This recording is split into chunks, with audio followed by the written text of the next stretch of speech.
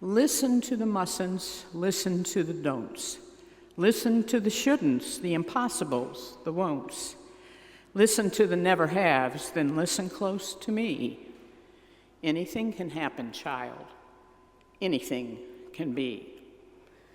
This poem by Shel Silverstein has always been a favorite of mine because it speaks of both of boundaries and of possibilities.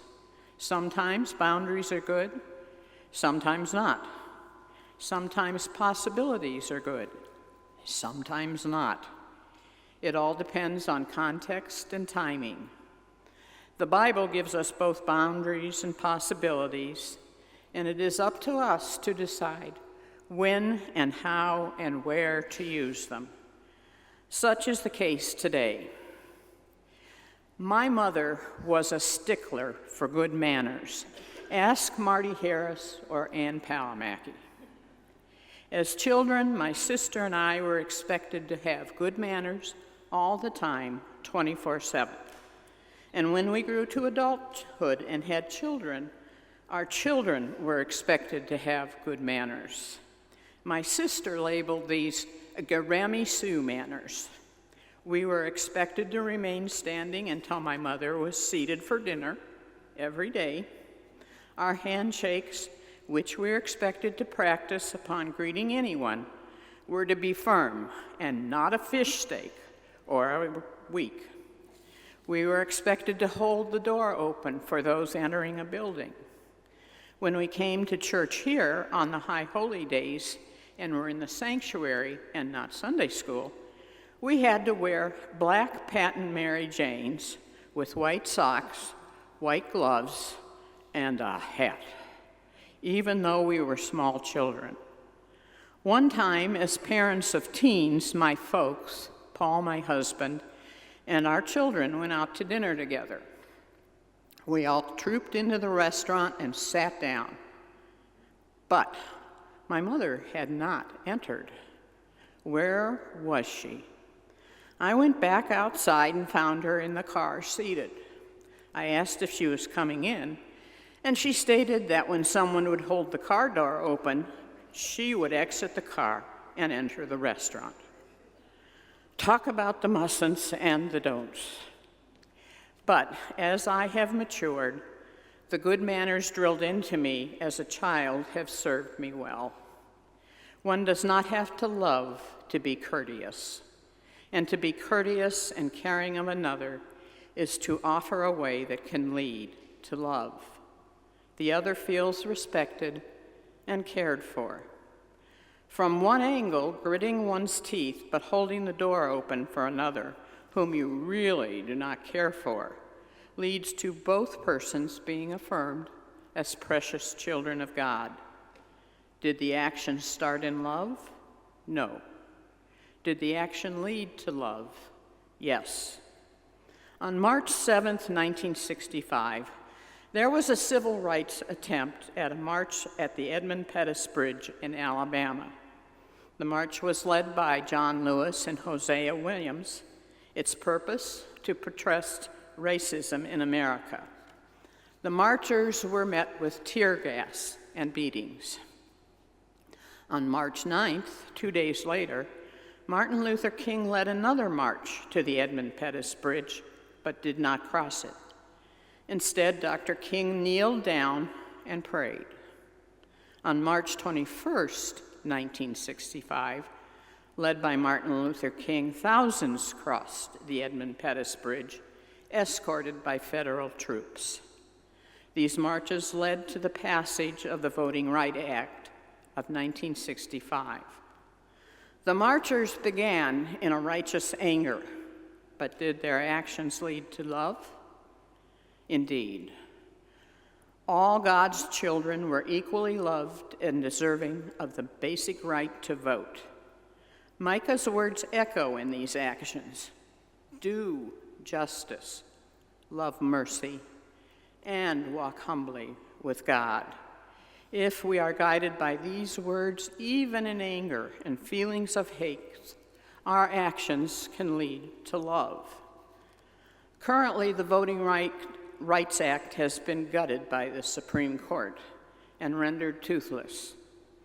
How will we respond if we take the words of Micah seriously and are angered at this action?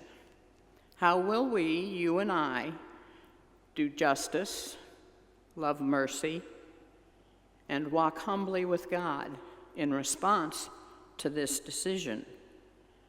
What are the ways that will lead to love in these circumstances? Sometimes it seems to me that the disciple Peter is clueless, and yet the Roman Catholic tradition considers him the foundation of the church.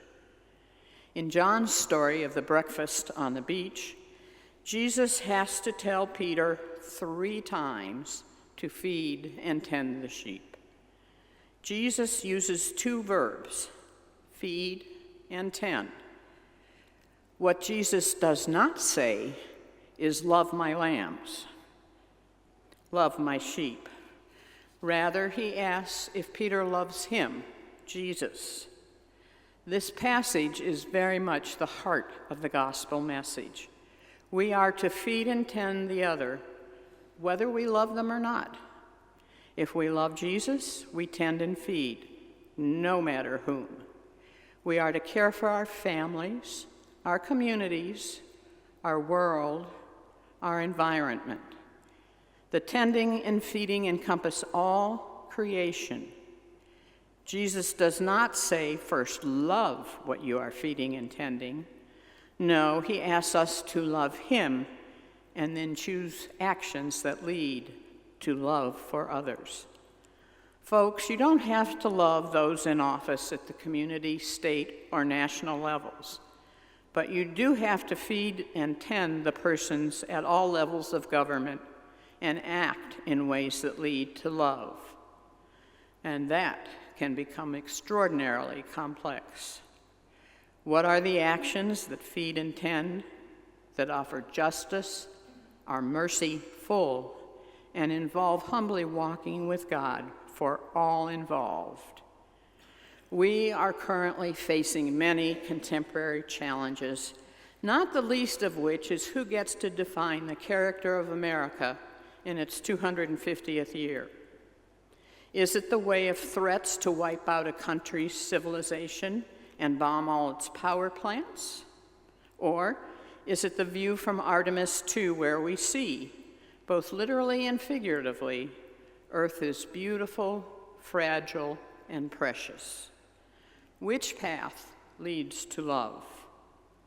Which path tends the sheep, offering justice and mercy? As I've said, the challenges are many and so complex. We treat God's creation as a means to our ends. We don't respect our kinship and codependence on the plants and animals that nurture us. We cause climate damage, animal extinction, and over-extraction of mineral resources.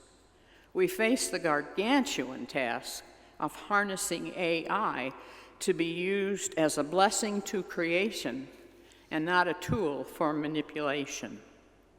We face issues of racism, violation of human rights, economic instability, and an arrogance about white supremacy. Due to the mass use of social media, God's children are anxious, lonely, and disconnected from themselves and others. In the face of all these challenges, what are the choices we're going to make? What will guide us as we move through our lives? Will our choices be made to protect and enlarge ourselves? Will our choices, no matter what the cost to ourselves, lead to love on a personal, communal, global, and environmental level? Will our social situation allow love to flow? Can we create such a social situation? These questions almost seem too heavy to even be asking, but we are an Easter people. While Jesus is not having breakfast at the beach with us, he is meeting us where we are and offering us the same challenge he gave to Peter at the beach. What can we do that will lead to love?